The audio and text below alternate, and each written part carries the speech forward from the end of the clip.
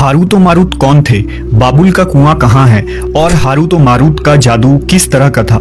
ये वो पुरअसरार सवालात हैं जिनके जवाब तो बहुत हैं और लिखने वालों ने भी बहुत कुछ लिखा है, लेकिन उन किस्से कहानियों में हकीकत को तलाश करना गहरे समुंदर से मोतियां निकालने के बराबर है। हारूत और मारूत के मुतालिक बुनियादी तौर पर दो तरह की रवायतें मिलती हैं, एक वो जो कुरान और हदीस और ताबीन के अक़वाल में मौजूद है और दूसरी वो जो तौरेत और इंजील और इसराइली रिवायतों में आती है, जबकि उन इसराइली रिवायतों को बेशतर उलमा और मुवर्रिखीन ने तायद की है। इस वीडियो में हम उन दोनों तरह की रिवायतों और वाक़यात को मुकम्मल पेश करेंगे। रिवायतों के मुताबिक हजरत इदरीस अलैहिस्सलाम के जमाने में एक मर्तबा आसमान और जमीन के दरमियान से पर्दों को हटा दिया गया तो फरिश्तों ने जमीन में आबाद इंसानों को देखकर ताज्जुब किया और बोले, या रब्बुल आलमीन, हम तो गुनाह के करीब भी नहीं जाते, जबकि ये बनी आदम गुनाहों में इतने मुब्तला हैं। अगर हम उनकी जगह होते तो कभी तेरी नाफरमानी ना करते। अल्लाह ने इरशाद फरमाया, इंसानों को गुस्सा और शहवत दी गई है, अगर ये चीजें तुम्हें दी जाए तो तुम भी इसी तरह गुनाह में मुलव्वस हो जाओगे। लेकिन फरिश्तों ने कहा, हम ऐसा हरगिज न करेंगे। लिहाजा अल्लाह के हुक्म से फरिश्तों ने अपनी जमात में से दो बेहतरीन और इताअत गुजार फरिश्तों को चुन लिया, जिनका नाम हारूत और मारूत था। अल्लाह ने उन दो फरिश्तों में इंसानी फितरत और शहवत डालकर दुनिया में भेजा। वो शहर बाबुल में दो खूबसूरत इंसान बनकर आए और काजी के काम पर मुकर्रर हो गए, जहां वो लोगों के दरमियान फैसले किया करते थे। एक दिन उनके पास एक औरत अपना मुकदमा लेकर आई और कहा कि उसका शौहर उसे बहुत परेशान करता है। हारूत और मारूत ने जब उस औरत को देखा तो वो उसकी खूबसूरती और हुस्न से मरऊब हो गए और उस पर आशिक हो गए। उन्होंने उस औरत से जिना की ख्वाहिश की तो औरत ने उनसे कहा, तुम्हारी ये ख्वाहिश मैं तभी पूरी करूंगी जब तुम बुत की पूजा करो, शराब पियो या मेरे खाविंद को कत्ल कर दो। हारूत और मारूत ने शराब नोशी को छोटा गुनाह समझकर पी लिया और नशे की मस्ती में दो और कबीरा गुनाह कर बैठे। उस औरत ने उनसे आसमान पर चढ़ने का अमल भी सीख लिया, जिसके जरिया वो आसमान पर जाते थे। जब औरत इस अमल के जरिया आसमान पर गई तो अल्लाह के हुक्म से उसे सितारे की शक्ल में मस्ख कर दिया गया। चूंकि उस औरत का नाम जोहरा था, इसलिए वो सैयारा जोहरा कहलाया, जिसे आज वेनस कहते हैं।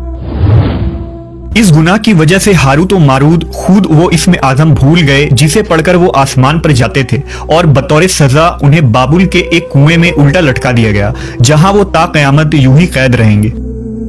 ये एक इसराइली रवायत है जिसे इमाम इब्न कसीर और फखरुद्दीन राजी जैसे मुफस्सरीन अफसाना और मन घड़त कहानी करार देकर सख्ती से रद्द कर देते हैं। वहीं इमाम सयूती जैसे उलमा इस रिवायत को मुस्तनद मानते हैं। हारूत और मारूत और चाहे बाबुल के सिलसिले में एक और रिवायत कसरत से बयान की जाती है, जिसके मुताबिक एक जमाना ऐसा था जब शहर बाबुल रुए जमीन पर तहजीब और तमद्दुन का मरकज था। यहाँ के लोग बातिल खुदा की परस्तिश किया करते थे। ये लोग अपनी किस्मत उनसे वाबस्ता समझते थे, इसलिए इल्म नजूम और इल्म फल्कियात में बड़े माहिर थे। उनके बुत कदों में सितारों की पूजा की जाती थी।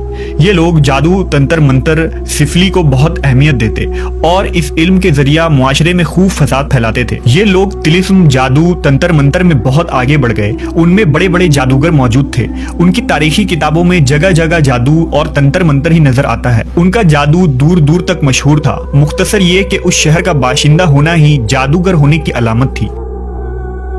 जब हजरत सुलेमान अलैहिस्सलाम की हुकूमत आई तो आपने उन लोगों को इस शिरकिया अमल से रोका और उनकी सहर और जादू की किताबों को एक जगह जमा करके अपनी अजीम कुर्सी के नीचे दफन कर दिया, ताकि इस फितना अंगेज इल्म का जड़ से खात्मा हो जाए। जब सुलेमान अलैहिस्सलाम की वफात हुई तो शैतान ने उन किताबों को दोबारा खोद कर निकाला और लोगों से कहा कि सुलेमान पैगंबर नहीं था, बल्कि उन किताबों के जरिया हुकूमत किया करता था। लिहाजा हवा में उड़ना, जिन्नात पर काबू और सुलेमान अलैहिस्सलाम के गैर मामूली मुआजिज़ात दरअसल जादू और सिफली का अमल था।